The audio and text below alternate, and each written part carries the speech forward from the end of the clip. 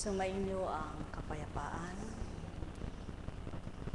Walang bagay na hindi nakakamta ng tao kung ito'y kailangan na marapat ipagkaloob ng Ama sa bawat isa.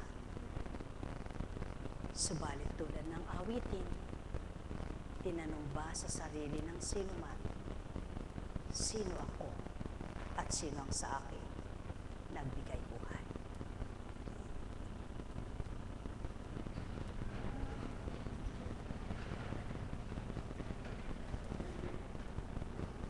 Sino ako? Kay sarap suriin ang sarili. Kay ligayang kamtin kung sino ka at paano ka nabuhay sa sanlibutan ito. Walang hindi makakatugon sa kanyang katanungan na kung sino siya, kung ang Ama'y kilala at kinikilala niya. Sino ka nga ba bilang anak niya?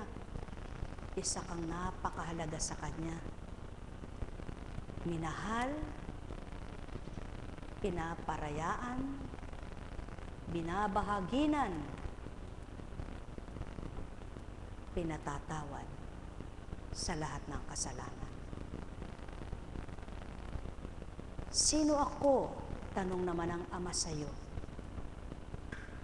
Bilang anak niya, kilala mo ba ako? Wika niya.